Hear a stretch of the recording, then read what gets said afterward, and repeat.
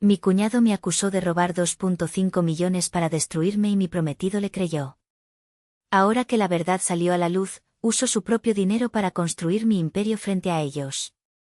El aire en la sala de juntas de construcciones de la Riva siempre era frío, un frío caro y controlado que olía a caoba pulida, a piel de portafolios y a un poder tan antiguo que parecía haberse filtrado en las paredes. Pero esa tarde de martes, el frío era diferente. Era un frío personal, un frío que me calaba hasta los huesos y se enroscaba en mi estómago. Estaba de pie, sola, en el centro de un semicírculo formado por la familia que, hasta hace exactamente una hora, había creído ciegamente que pronto sería la mía. Belisario de la Riva, el patriarca, un hombre cuya sonrisa nunca, jamás, llegaba a sus ojos grises y calculadores, azotó una carpeta de piel contra la mesa. El sonido, seco y violento, resonó como un disparo en el silencio mortal de la habitación. 2,5 millones de pesos, Odalis. Su voz no era un grito, era algo peor, un gruñido bajo y contenido, el sonido de un animal peligroso a punto de atacar. ¿Cómo explicas esto? Mi primer instinto fue buscar la mirada de Amadeo. Mi prometido. El hombre con el que había compartido 6 años de mi vida, mis sueños más íntimos y mis miedos más irracionales. Estaba de pie junto a su padre, un soldado leal a su general. Su mandíbula estaba apretada con tanta fuerza que una vena palpitaba en su sien, y su expresión era una máscara de gélida decepción que me rompió por dentro antes de que cualquier palabra pudiera hacerlo.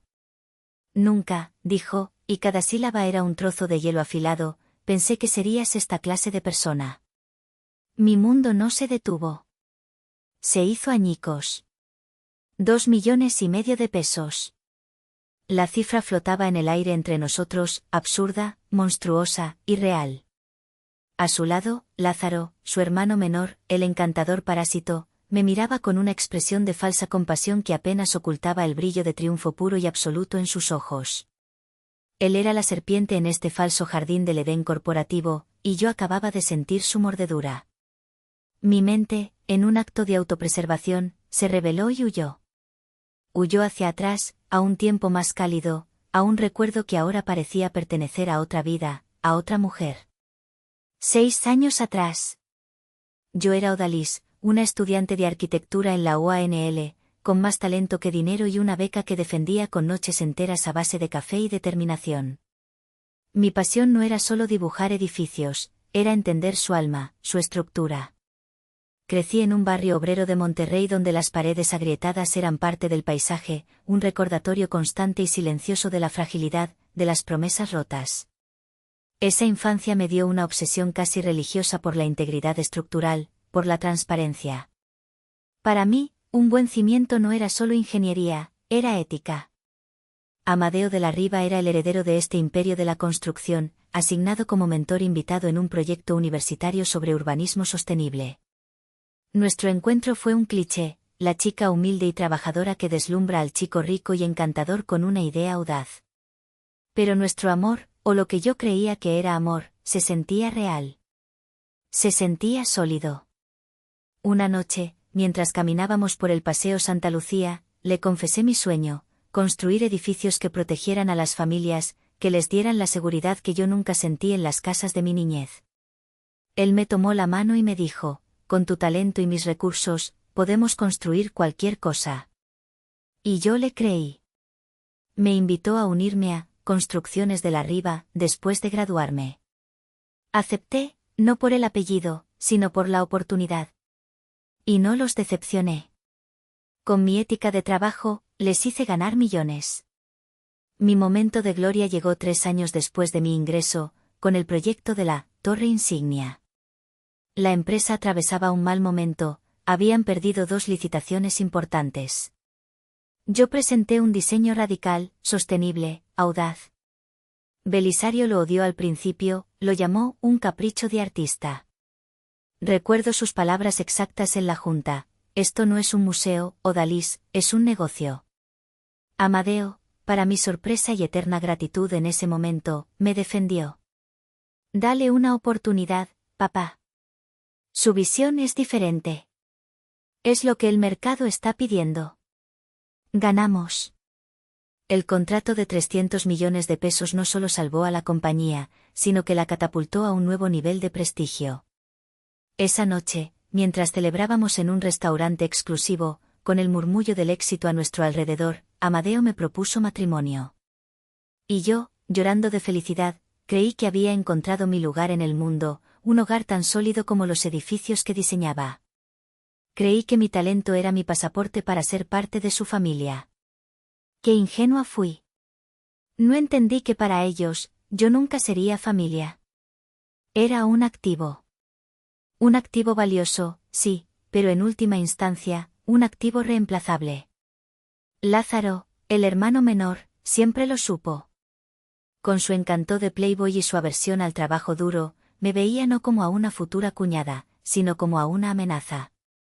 Yo era la prueba viviente de que el mérito podía superar al apellido, y eso, en su mundo de privilegios heredados, era una herejía. Siempre estaba ahí, merodeando, con cumplidos que sonaban a insulto. Odalis, eres increíble. Conviertes el concreto en oro. Qué suerte tuvo mi hermano de encontrarte. Pero sus ojos decían otra cosa. Decían, no perteneces aquí.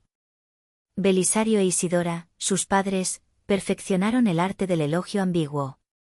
Si un proyecto que yo lideraba tenía éxito, era gracias al excelente liderazgo de Amadeo. Si yo ganaba un premio de arquitectura, era porque la empresa le da a sus talentos la oportunidad de brillar. Mi éxito era siempre un reflejo de su grandeza, nunca mérito propio. Ahora, de pie en esa sala de juntas, el recuerdo de la felicidad de aquella noche de celebración se sentía como una burla cruel, un eco distante de una vida que ya no existía. El frío no era del aire acondicionado. Era el vacío que dejaba un amor que resultó ser una ilusión. Era el frío cortante de la traición. Y mientras miraba los rostros impasibles de la familia de la Riva, comprendí con una claridad aterradora que no me enfrentaba a un malentendido. Me enfrentaba a una ejecución. Toda traición a gran escala se construye sobre una base de pequeñas fracturas, de fisuras ignoradas que poco a poco comprometen toda la estructura hasta que colapsa. Mi relación con los de la Riva no era diferente. Antes de la demolición final en esa sala de juntas, existía un museo privado en mi mente, una colección de momentos, de heridas silenciosas que yo, en mi ceguera deliberada, había decidido catalogar como simples peculiaridades familiares. La primera exhibición de mi museo, y la más grandiosa, la titulé, El genio emprendedor. Tuvo lugar durante la fiesta del 60º cumpleaños de Belisario en el Club Campestre. La élite de Monterrey estaba presente, un mar de sedas, joyas y sonrisas falsas. En medio de la cena, Lázaro se puso de pie, carraspeó y anunció con una falsa modestia que quería compartir una pequeña idea de negocio en la que había estado trabajando. Con una confianza que solo la mediocridad más pura puede engendrar, describió un concepto para un desarrollo residencial de lujo, ecológico y autosuficiente. Los invitados aplaudían, Belisario hinchaba el pecho de orgullo, e Isidora lo miraba con lágrimas de adoración. Yo me quedé helada, con el tenedor suspendido a medio camino de mi boca. Era mi idea. Se la había descrito a Amadeo con un detalle febril apenas 2 semanas antes, una noche, mientras dibujaba bocetos en una servilleta en la cocina de nuestro departamento. Era mi proyecto soñado, la evolución de mi filosofía. Busqué la mirada de Amadeo a través de la mesa. Él vio mi pánico, mi indignación. Sutilmente, negó con la cabeza y frunció los labios, un gesto que yo conocía demasiado bien. Ahora no, Odalis. No arruines la noche.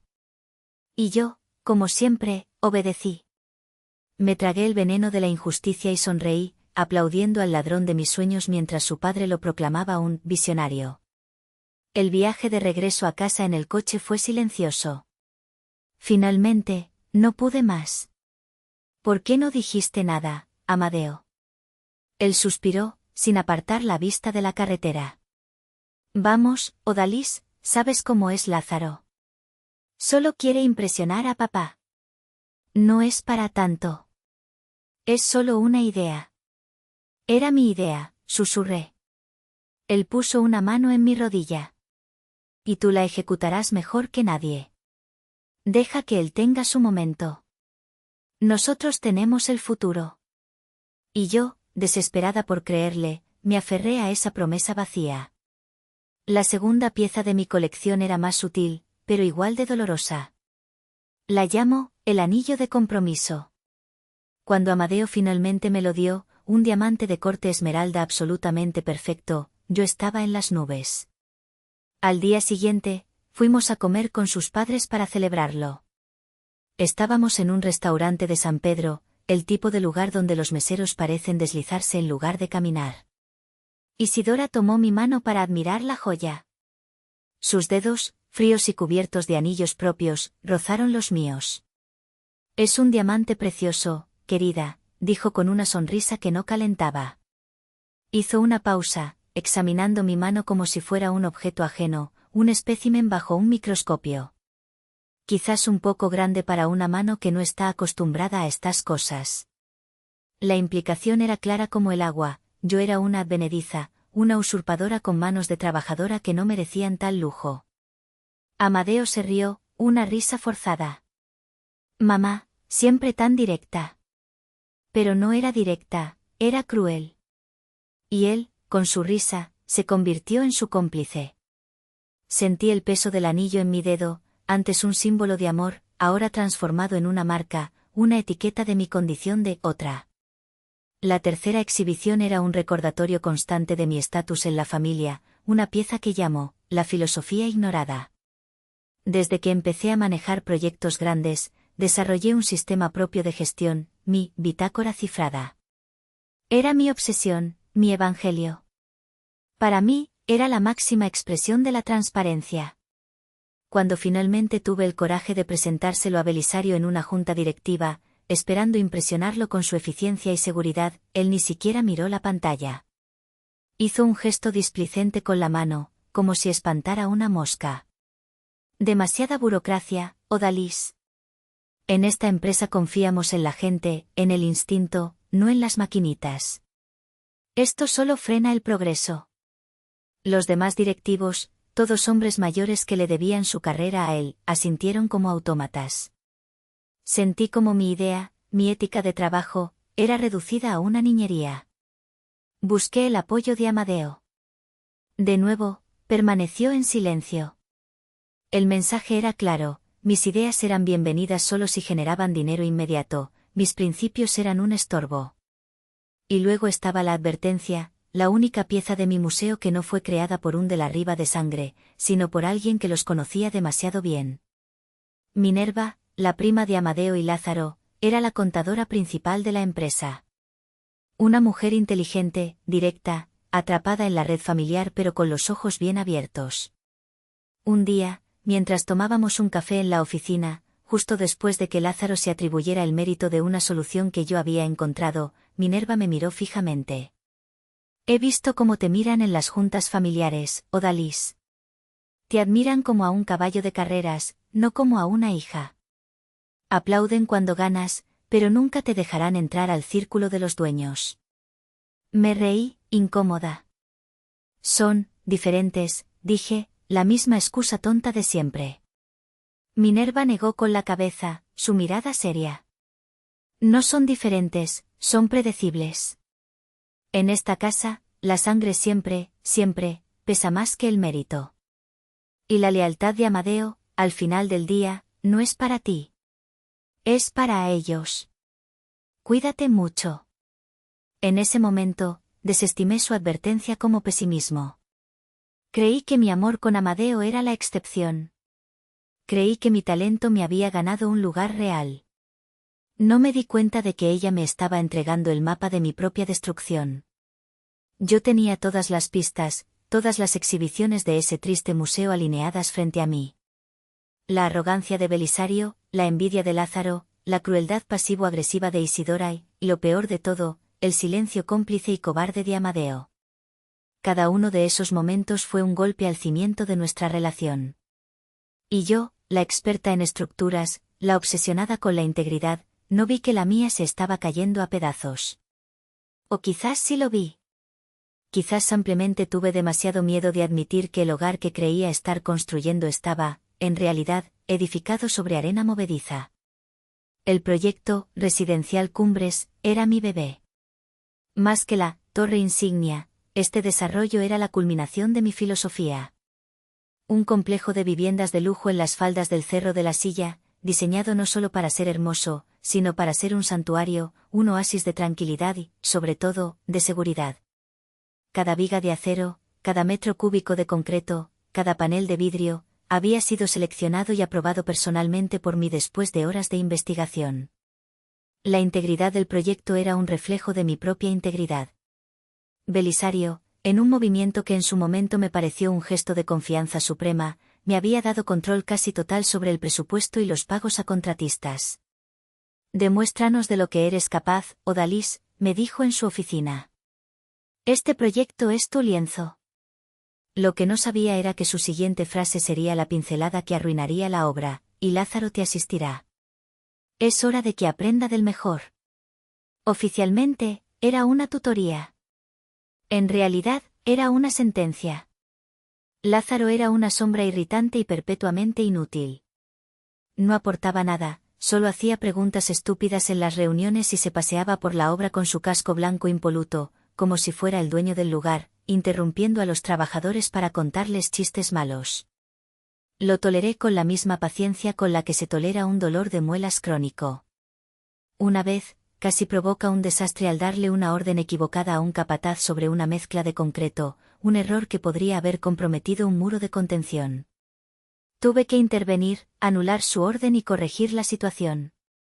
Lo hice con calma, pero frente a una docena de trabajadores. Vi el destello de humillación y odio en sus ojos. En ese momento, no le di importancia. Mi error fue subestimarlo. Creí que su incompetencia era su mayor defecto, sin darme cuenta de que era su mejor disfraz. La trampa se cerró un martes por la tarde, un día gris y nublado que presagiaba la tormenta. Estaba en mi oficina, tan absorta revisando unos planos eléctricos que el teléfono me sobresaltó. Era Minerva, la contadora. Su voz, normalmente tan calmada, sonaba tensa y apurada. Odalis, tenemos un problema grave. Aceros del Norte, acaba de llamar.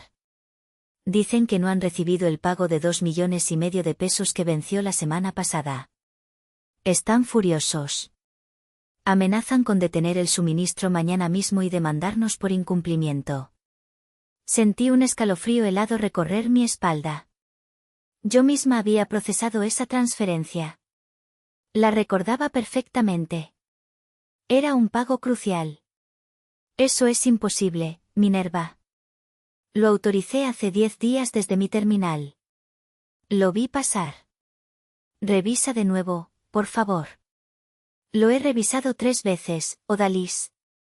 El dinero salió de nuestras cuentas, pero no llegó a la de ellos. Fue desviado. ¿Desviado? La palabra sonaba ajena, irreal. ¿A dónde? Antes de que pudiera responder, la puerta de mi oficina se abrió de golpe. No tocaron. Belisario entró como una locomotora, seguido de cerca por Amadeo y Lázaro. La expresión de Belisario era de una furia contenida que prometía una explosión de proporciones épicas. Estábamos a punto de llamarte, dijo Belisario, su voz grave resonando en mi pequeña oficina. Lázaro, con una actuación digna de un Oscar, se adelantó con una carpeta en las manos. Su rostro mostraba una falsa preocupación, como un niño que ha roto un jarrón y culpa al perro. Odalis, he estado revisando las cuentas como me pidió mi padre, tratando de entender por qué los de Aceros del Norte estaban tan molestos. Encontré algo muy preocupante. Abrió la carpeta sobre mi escritorio, esparciendo los papeles como si fueran cartas de una mano ganadora. Eran copias de una solicitud de transferencia bancaria, facturas y correos electrónicos. Todo parecía estar en orden, excepto por un detalle crucial, el número de cuenta del beneficiario. No era el de Aceros del Norte. Esta transferencia, dijo Lázaro, señalando el papel con un dedo tembloroso y acusador, fue a una cuenta offshore. Una empresa fantasma registrada en las Islas Caimán. Hizo una pausa dramática, asegurándose de tener la atención de todos. Y esa empresa, después de un poco de investigación, parece estar vinculada a un viejo amigo tuyo de la universidad. ¿Un tal Sergio Mendoza? El nombre me golpeó como un puñetazo en el estómago. Sergio. Un compañero de clase con el que apenas había hablado, pero con el que había compartido un par de proyectos grupales hacía casi una década. Era una conexión lo suficientemente real como para ser creíble, y lo suficientemente lejana como para que yo no pudiera desmentirla fácilmente. Era una genialidad malévola. Esto es un error, dije, mi voz temblando ligeramente. Es un montaje. Yo nunca autoricé eso. Mi firma digital, alguien debe haberla falsificado. Ah, la firma digital, dijo Lázaro, sacando otro documento con aire de mago revelando su truco. Era una copia de la factura, y ahí estaba, mi firma, luciendo perfecta. Parece bastante auténtica. Y el correo de autorización, según nuestro técnico de sistemas, se envió desde tu dirección IP, desde tu computadora, el jueves pasado a las 11:34 de la noche. Miré a Amadeo, mi corazón latiendo con desesperación, buscando ayuda, buscando una pizca de confianza en sus ojos. No encontré nada. Solo un vacío helado. La narrativa cambió en ese instante. Ya no estábamos en mi oficina. Estábamos de vuelta en la sala de juntas, en el momento que había dado inicio a esta pesadilla. La escena que recordaba era esta, el clímax de una traición cuidadosamente orquestada. Yo no hice esto, repetí, mi voz más firme ahora, impulsada por la adrenalina del shock. Lázaro, tú tenías acceso a mi computadora. Estabas, asistiéndome. Siempre te quedabas hasta tarde. Lázaro jadeó, con una indignación teatral. ¿Me estás acusando a mí? Después de que yo descubrí tu robo. ¡Qué descaro! Suficiente, rugió Belisario, golpeando mi escritorio con la palma de la mano. Y entonces, todos los ojos se volvieron hacia Amadeo. Era su momento, el momento de elegir. Su prometida de 6 años o su familia. El amor, o la sangre. Él dio un paso al frente, se detuvo a mi lado, pero no me miró. Miró a su padre. Papá, dijo, y la frialdad en su tono me congeló la sangre. Conozco a Odalis. Pero también conozco a mi hermano. Hizo una pausa, y en ese segundo de silencio, sentí como se rompía el último hilo que nos unía. Mi hermano nunca haría algo así. Finalmente, giró su rostro hacia mí, y su mirada me aniquiló. Seguramente tenías problemas de dinero y te desesperaste. Debiste habérmelo dicho, Odalis. Te habría ayudado. La condescendencia en sus palabras fue peor que la acusación. No solo me creía una ladrona, sino una ladrona patética e incompetente que ni siquiera había tenido la decencia de pedirle limosna antes de robar. En ese instante, el hombre que amaba desapareció, y en su lugar quedó un extraño, un miembro del clan de la Riva, unido a ellos por un código de lealtad ciega que no dejaba lugar para la verdad, ni para mí. La puñalada no vino de Lázaro, el enemigo que podía ver. Vino de Amadeo, el hombre que dormía a mi lado. Y esa herida, lo supe en ese momento con una certeza absoluta, nunca cicatrizaría. La demolición de mi vida fue rápida, eficiente y brutalmente profesional. No hubo un juicio justo, ni siquiera una investigación interna. La sentencia fue dictada en esa misma oficina por el juez, jurado y verdugo que era Belisario de la Riva. Estás despedida, obviamente, dijo, con el tono de alguien que espanta a un perro callejero. Considera que no llamamos a la policía en este mismo instante como un acto de piedad, por respeto a mi hijo. Un respeto que, claramente, no se extendía a la mujer que su hijo supuestamente amaba. Tienes 24 horas para desalojar el departamento. Es propiedad de la empresa. Un coche de seguridad te escoltará para recoger tus cosas personales. Nada más. Amadeo no dijo nada. Simplemente asintió, sellando mi destierro con su silencio. Salí de esa oficina en un estado de shock, flotando a través de los pasillos de un edificio que yo había ayudado a construir, pasando junto a colegas que ya me miraban con una mezcla de curiosidad morbosa y desprecio. La noticia viajaba más rápido que la luz. La arquitecta estrella era una ladrona.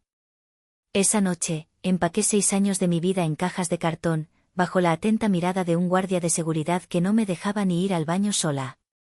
Cada foto nuestra, cada recuerdo, era una pequeña tortura. El vestido que usé en nuestra primera cita, los boletos de nuestro viaje a Oaxaca, el ridículo peluche de un perezoso que me ganó en una feria y que yo adoraba. Lo metí todo en bolsas de basura negras y opacas. Cuando Amadeo llegó al departamento, no era para ayudarme o para hablar. Era para asegurarse de que me fuera a tiempo. Odalis, no hagas esto más difícil de lo que ya es, dijo, de pie en la puerta, impidiéndome el paso como un guardia de prisión. ¿Hacerlo más difícil? Me reí, una risa seca y sin alegría que rasgó mi garganta. ¿Qué crees que estás haciendo tú, Amadeo? Me estás borrando. 6 años, puf, como si nunca hubieran existido. Te lo buscaste tú sola, respondió, y la certeza absoluta en su voz me confirmó que cualquier intento de razonar con él era inútil. Habían cerrado filas, su falange familiar era impenetrable, y yo estaba fuera. Al día siguiente, me mudé a un pequeño y deprimente apartamento en una zona de la ciudad que siempre había tratado de olvidar. El olor a humedad y la pintura descascarada de las paredes eran un reflejo perfecto de cómo me sentía por dentro, en ruinas. La verdadera pesadilla comenzó en los días siguientes. Belisario no había estado bromeando. Recibí una notificación de una demanda civil por 2,5 millones de pesos. Pero el golpe maestro, el que buscaba aniquilarme para siempre, fue otro, una carta oficial con el sello del Colegio de Arquitectos de Nuevo León. Construcciones de la Riva había presentado una queja formal por fraude y mala praxis profesional, solicitando la revocación permanente de mi licencia. Me estaban matando profesionalmente. Estaban salando la tierra para que nada, nunca más, volviera a crecer. Mi teléfono dejó de sonar, excepto por las llamadas de mis padres. Su reacción fue quizás la más dolorosa de todas. Los llamé esperando consuelo, apoyo incondicional. En cambio, recibí una vacilación avergonzada. ¿Estás segura, hija, de que no hubo un malentendido?, preguntó mi madre, su voz llena de una angustia que no era por mí, sino por la vergüenza, por el «¿qué dirán?» en su pequeño pueblo. ¿Cómo pudiste hacer algo así, Odalis? Después de todo lo que te han dado, dijo mi padre, su voz dura y decepcionada. No nos traigas problemas, Odalis. Ya tenemos suficientes. Ellos, que me habían enseñado el valor del trabajo duro y la honestidad, fueron los primeros en creer que había tirado todo por la borda. La llamada terminó con ellos pidiéndome que mantuviera un perfil bajo. El aislamiento se convirtió en mi compañero constante. Era un ente físico, una presencia pesada en la habitación. Los amigos que teníamos en común me eliminaron de las redes sociales. Los mensajes que envié quedaron sin respuesta. Estaba sola, en una ciudad que de repente se sentía hostil y extraña. Pasé días en la oscuridad de mi nuevo apartamento, con las cortinas cerradas, reviviendo la traición una y otra vez. La depresión era un manto pesado y asfixiante. Toqué fondo una semana después, cuando un mensajero entregó la citación oficial del juzgado. El papel temblaba en mis manos. Ver mi nombre completo, Odalis García, impreso en un documento legal, formalmente acusado de fraude, me hizo vomitar. Corrí al baño y me derrumbé en el suelo frío, temblando, sintiendo que me ahogaba. Pensé en rendirme. Pensé que tal vez sería más fácil desaparecer, dejar que ganaran, aceptar el papel de villana que me habían asignado. ¿Qué me quedaba por lo que luchar? Y entonces, en medio de la desesperación más absoluta, algo cambió. Me arrastré hasta el espejo y me miré. No me reconocí. Vi a una extraña, una mujer con los ojos hundidos en un rostro pálido, el cabello enmarañado, y una expresión de derrota absoluta. Esa no era yo. Yo era la chica que había luchado por una beca contra todo pronóstico. La que había trabajado en 2 empleos mientras estudiaba para pagarse los libros. La que había pasado noches enteras en vela perfeccionando cada línea de un plano hasta que sangraban los ojos. Yo era una constructora. Y ellos habían intentado demoler mi vida. Una furia fría, clara y afilada como un cristal de hielo, reemplazó a la tristeza. La autocompasión se evaporó como el agua en el desierto. Se habían metido con la persona equivocada. Podían quitarme mi trabajo, mi prometido, mi reputación. Pero no podían quitarme quién era yo. No podían quitarme mi inteligencia ni mi ética de trabajo. Y ciertamente, no podían quitarme la verdad. Me levanté del suelo, mis rodillas temblorosas pero mi espalda recta. Mi cuerpo todavía temblaba, pero ahora era de rabia, no de miedo. Caminé hacia el teléfono, mis pasos firmes por primera vez en días. Busqué un solo número en mi agenda. Solo necesitaba una aliada. Una persona que supiera la verdad sobre esa familia. Marqué. El teléfono sonó 1, 2 veces. Mi corazón martilleaba contra mis costillas. Bueno, la voz de Minerva sonó cautelosa al otro lado, probablemente reconociendo mi número. Tomé una respiración profunda, mi voz saliendo más fuerte, más clara de lo que esperaba. Minerva, soy Odalis.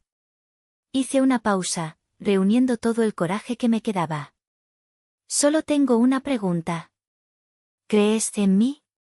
Hubo un silencio que duró una eternidad, un segundo en el que mi recién descubierta resolución pendía de un hilo. Luego, su respuesta llegó, clara, firme y sin vacilaciones. Siempre lo he hecho. ¿Qué necesitas? Una sola lágrima rodó por mi mejilla. Pero no era una lágrima de tristeza. Era una lágrima de alivio. De gratitud. Y de guerra. El plan para mi contraataque acababa de comenzar. Ya no estaba sola. Y, por primera vez, me di cuenta de que ya no tenía absolutamente nada que perder. Y eso me hacía peligrosamente libre. La primera regla de la construcción es asegurar los cimientos antes de empezar a edificar. Mi defensa legal no sería diferente. Minerva no solo me ofreció su apoyo moral, hizo algo mucho más valioso, algo que me devolvió la capacidad de luchar. Me dio un préstamo personal, sacado de sus propios ahorros, una suma considerable que me permitió contratar no solo a un buen abogado, sino al mejor. El licenciado Ibarra era una leyenda en los círculos legales de Monterrey. Un hombre que rondaba los 70, con una mente tan afilada como un bisturí y una reputación de destrozar a corporaciones arrogantes. Su despacho no era ostentoso, estaba lleno de libros y expedientes, y olía a papel viejo y a café fuerte. Cuando le conté mi historia, sentado frente a su imponente escritorio de madera oscura, no mostró compasión. Mostró un interés depredador. La evidencia digital es su punto fuerte, dijo, revisando los documentos que le había llevado. Sus ojos, detrás de unas gafas de montura gruesa, no se perdían un detalle. Un correo electrónico, una firma digital, una transferencia. Es una narrativa limpia, simple y fácil de vender a un juez. Nuestra primera tarea es ensuciarla, llenarla de barro hasta que nadie sepa que es verdad y que es mentira. Pasamos las siguientes semanas en una batalla cuesta arriba. El equipo de Ibarra se centró en desacreditar la evidencia digital. Contrataron a un perito informático, un joven genio que argumentó con una jerga técnica impresionante que una firma digital podía ser clonada, que una dirección IP podía ser enmascarada usando una VPN, que los metadatos de un correo podían ser alterados.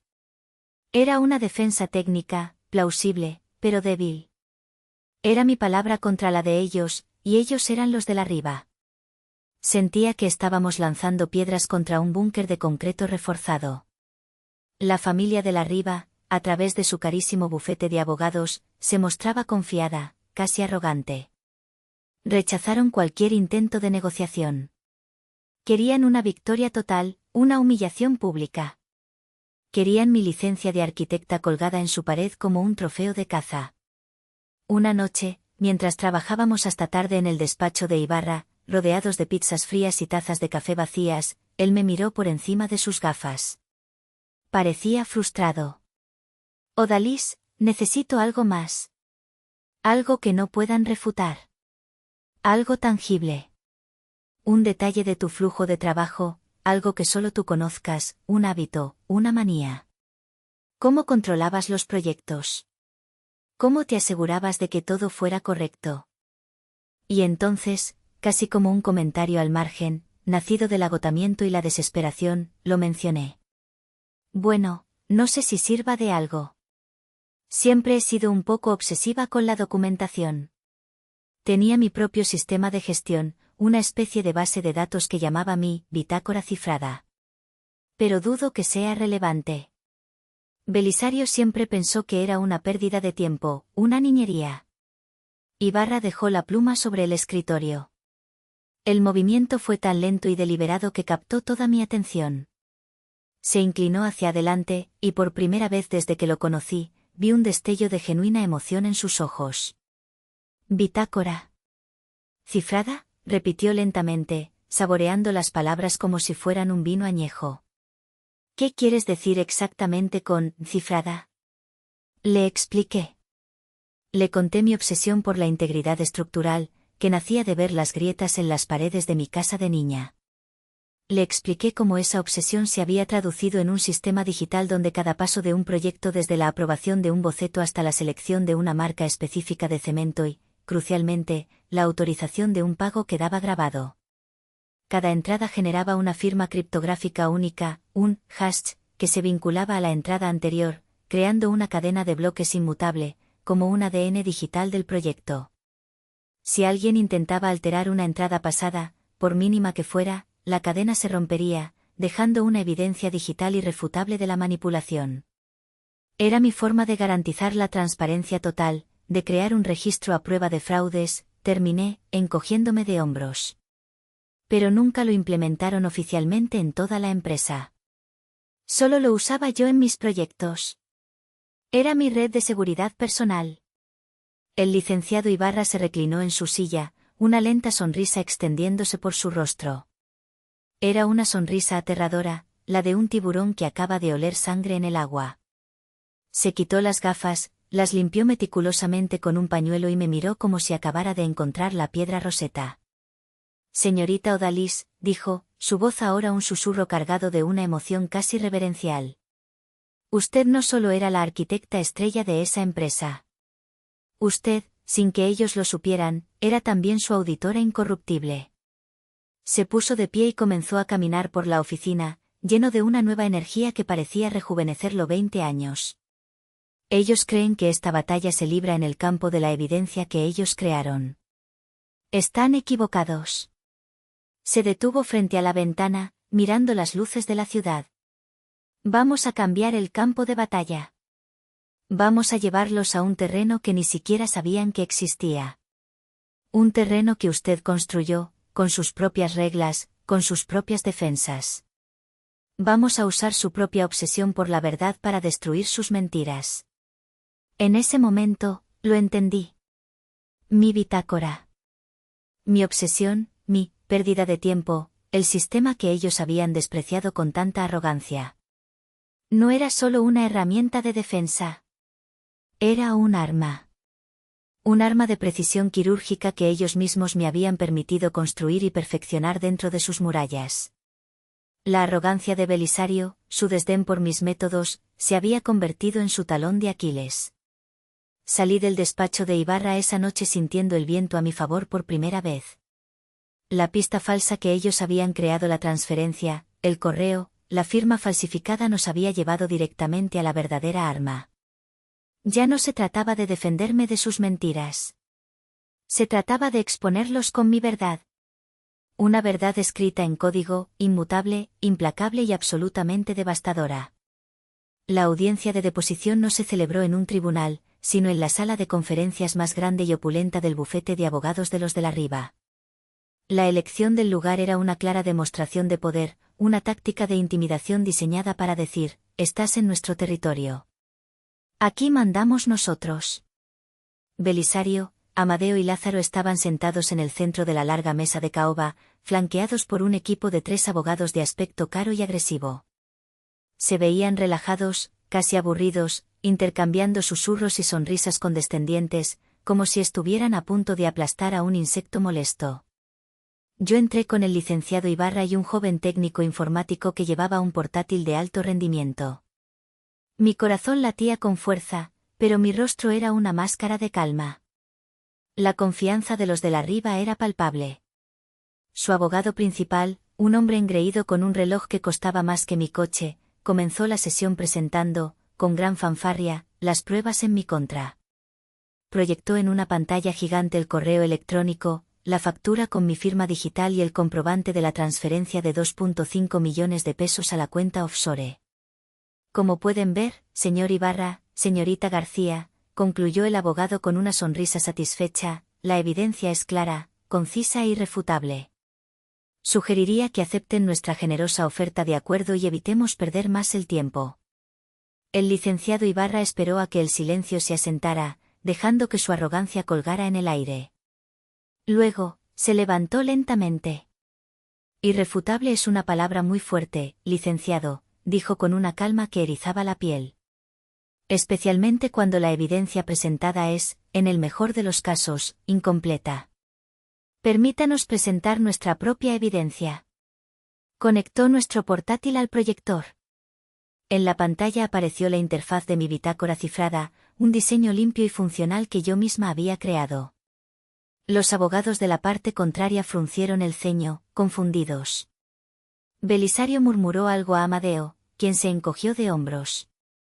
Esto, señores, continuó Ibarra, es la bitácora cifrada, un sistema de gestión de proyectos desarrollado e implementado por mi clienta, la arquitecta Odalis, para todos los proyectos bajo su supervisión. Su característica principal, como descubrirán, es que cada entrada crea un registro criptográfico inalterable. Piénsenlo como el ADN de un proyecto. Ibarra navegó hasta el proyecto Residencial Cumbres. Mostró el registro de pagos. Cada transacción legítima estaba ahí, detallada, con mi firma digital y su marca de tiempo. Luego, realizó una búsqueda en tiempo real. Busquemos ahora la transacción de 2,5 millones de pesos a Aceros del Norte, que supuestamente fue desviada el jueves pasado. Tecleó la información. La pantalla mostró el resultado en letras grandes y claras, 0 registros encontrados. Un murmullo recorrió su lado de la mesa. El abogado principal de los de la riba se puso de pie, rojo de ira. Objeción. ¿Qué es este programa? Esto no es un sistema contable oficial de la empresa. Podría haberlo creado ayer. Es irrelevante. Ibarra sonrió. Al contrario, licenciado. Cada entrada tiene una marca de tiempo verificable en la cadena de bloques, auditable por cualquier perito independiente. Este sistema ha estado en uso durante casi 3 años, en sus propios servidores. Y demuestra, sin lugar a dudas, que mi clienta nunca autorizó esa transacción fraudulenta a través de sus canales de trabajo establecidos. La sala quedó en silencio. Belisario y Amadeo se miraban, desconcertados. Su caso, tan simple y limpio, de repente tenía un agujero del tamaño de un cráter. Pero aún no estaban derrotados. Esto solo demostraba que yo no había usado mi sistema para el fraude, no que no lo hubiera cometido por otros medios. Lázaro pareció relajarse un poco. Y entonces, Ibarra asestó el golpe de gracia. Pero ya que tenemos la bitácora abierta y estamos hablando de transparencia, dijo Ibarra, su tono ahora teñido de acero, encontramos algo mucho más interesante que la ausencia de un pago. Encontramos la presencia de muchos otros. Su técnico trajo a la pantalla una sección diferente de la bitácora, una que yo había diseñado para el control de calidad de materiales. La arquitecta Odalis es meticulosa, explicó Ibarra. En su sistema, no solo registraba los pagos, sino también las especificaciones exactas de los materiales aprobados para cada fase de la construcción, con números de serie y certificados de calidad. Proyectó 2 columnas, una al lado de la otra, bajo el título Auditoría de Materiales, Proyecto Las Vistas. La primera, titulada Material aprobado en bitácora por OGE, mostraba una lista de acero estructural de alta resistencia, concreto de fraguado rápido de primera calidad y cableado de cobre puro. La segunda columna, titulada Material facturado en contabilidad, autorizado por LR, mostraba acero de menor calibre de un proveedor chino sin certificación, concreto premezclado estándar y cableado de aluminio recubierto de cobre. Durante los últimos 18 meses, continuó Ibarra, mientras hacía desfilar en la pantalla docenas de transacciones similares de 3 proyectos diferentes, el señor Lázaro de la Riva ha estado sistemáticamente aprobando la compra de materiales de calidad inferior, mientras que en los libros contables de la empresa se facturaban los materiales de alta gama especificados por mi clienta. La sangre desapareció del rostro de Lázaro. Su boca se abrió y cerró como la de un pez fuera del agua. La diferencia de costos, que nuestro equipo de peritos estima en más de 4 millones de pesos, no aparece por ninguna parte. Ha sido desviada a través de una red de proveedores cómplices. Ibarra se detuvo, dejando que el peso de sus palabras llenara la sala. Luego, se giró para mirar directamente a Lázaro, y su voz bajó a un susurro mortal que todos pudieron oír. El fraude de 2,5 millones de pesos no fue un ataque contra mi clienta. Fue un acto de pánico. Lázaro de la Riva no estaba tratando de incriminar a Odalís por envidia. Estaba tratando desesperadamente de crear un chivo expiatorio y una distracción para cubrir el enorme agujero financiero que él mismo creó con su robo sistemático. Un robo que, por cierto, ha puesto en grave riesgo la integridad estructural y la seguridad de múltiples proyectos de esta empresa. El colapso fue total e instantáneo. Isidora, la madre, ahogó un grito que se convirtió en un sollozo gutural. Belisario miraba la pantalla, su rostro una máscara de horror y furia. Había sido traicionado por su propio hijo, su heredero mimado. ¿Y Amadeo? Amadeo miraba a su hermano, y en sus ojos no había ira, sino la comprensión devastadora y absoluta de su propio error catastrófico. Había defendido al monstruo y destruido a la única persona que había intentado protegerlos a todos de él. El juicio final no fue en un tribunal.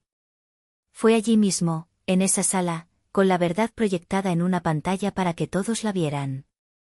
Una verdad que yo había construido, código a código, día a día, con la misma precisión con la que diseñaba mis edificios. La caída de Construcciones de la Riva no fue un derrumbe lento y gradual, fue una implosión. La revelación del fraude sistemático de Lázaro fue una bomba atómica que arrasó con décadas de reputación construida sobre cimientos de arena. La noticia de que habían estado utilizando materiales de ínfima calidad en proyectos de lujo se filtró a la prensa. El licenciado Ibarra se aseguró de ello y el escándalo fue mayúsculo. Los cimientos de papel de los de la Riva, tituló un periódico financiero. Los inversionistas huyeron como ratas de un barco que se hunde, los socios comerciales cortaron lazos de la noche a la mañana y los clientes, aterrorizados, cancelaron contratos en masa y amenazaron con demandas colectivas. Para evitar un escándalo penal que habría enviado a Lázaro a la cárcel y a la empresa a una liquidación definitiva y vergonzosa, Belisario no tuvo más remedio que aceptar un acuerdo extrajudicial conmigo. No negociamos. El licenciado Ibarra les presentó una cifra, un número que representaba no solo los daños a mi carrera y reputación, sino un castigo por su arrogancia. 20 millones de pesos. Lo aceptaron sin rechistar. Fue el cheque más grande que había visto en mi vida, y no se sentía como el precio de mi alma, sino como el pago inicial para reconstruirla. Pero no usé ese dinero para irme de vacaciones a una isla exótica y olvidar. Lo usé como cimiento. A los 6 meses del acuerdo, mientras los de la Riva luchaban desesperadamente por evitar la bancarrota, vendiendo activos y despidiendo a cientos de personas, yo fundé mi propia firma, Cimiento Real Arquitectos. El nombre era una declaración de principios, una bofetada a su falso imperio. Mi marca se construyó sobre la filosofía que ellos habían despreciado, transparencia radical, calidad innegociable y una ética de trabajo incorruptible. Mi primer movimiento estratégico fue contratar a los mejores ingenieros y diseñadores que huían del barco que se hundía de los de la Riva. Gente talentosa que, como yo, se había sentido infravalorada y estaba ansiosa por trabajar en un lugar donde el mérito, y no el apellido, era lo único que importaba. La venganza, sin embargo, llegó de una forma mucho más poética, más dulce y más humillante para ellos. Los inversionistas del proyecto Residencial Cumbres, el mismo que habían usado para incriminarme, demandaron a los de la Riva y los despojaron del contrato. Para salvar su millonaria inversión, abrieron una nueva licitación, buscando una firma que pudiera rescatar el proyecto y, sobre todo, restaurar la confianza del público. Presenté una propuesta.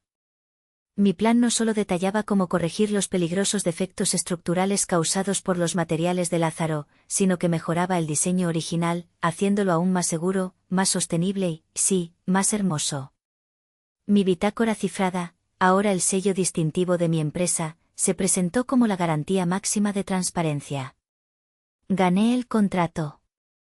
El día que firmé los papeles, en la misma sala de juntas donde otros inversionistas me miraban ahora con respeto y admiración, me convertí oficialmente en la dueña y señora del mismo proyecto que ellos habían usado para intentar destruirme. La ironía era tan espesa que casi podía saborearla. Mi primera visita a la obra como nueva jefa fue surrealista. Caminé por los cimientos a medio construir, ahora bajo mi control, y vi los rostros atónitos de los pocos gerentes que quedaban de la antigua administración. Yo era su peor pesadilla hecha realidad. La familia de la Riva, por supuesto, intentó contactarme. Primero fueron los abogados, con ofertas ridículas para colaborar en el nuevo proyecto. Los ignoré. Luego, los mensajes de texto. Isidora, apelando a una misericordia que nunca me mostró, hablando de los buenos tiempos. Belisario, en un tono sorprendentemente humilde, hablando del legado familiar y de cómo yo era la única que podía salvarlo. Y luego, vino Amadeo. Me esperó un día a la salida de mi nueva y flamante oficina. Se veía demacrado, mayor. La arrogancia que lo caracterizaba había desaparecido, reemplazada por una desesperación patética. Odalis, por favor, suplicó, interponiéndose en mi camino. Hablemos. Solo 5 minutos. Cometí el peor error de mi vida. Fui un cobarde, un idiota. Estaba ciego. Por favor, dame una oportunidad para arreglarlo. Lo miré, y busqué dentro de mí algún rastro de odio, de ira, del amor que una vez sentí. No encontré nada. Solo un vasto y tranquilo vacío. Era como mirar a un extraño, a un fantasma de una vida pasada que ya no tenía poder sobre mí. No hay nada que arreglar, Amadeo, le dije, mi voz tranquila y firme, sin un ápice de emoción. Tú tomaste tu decisión en esa sala de juntas. Elegiste la sangre por encima de la verdad. Elegiste tu comodidad por encima de la justicia. Y yo he construido mi vida sobre esa decisión. Hice un gesto a mi guardia de seguridad, un hombre corpulento que se interpuso cortésmente entre nosotros. Ahora, si me disculpas, tengo un edificio que construir. Lo dejé allí, en la acera, bajo la sombra del nuevo edificio de oficinas que albergaba mi empresa.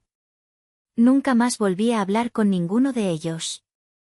La escena final de mi historia no es en una sala de juntas ni en un despacho de abogados. Es aquí, ahora.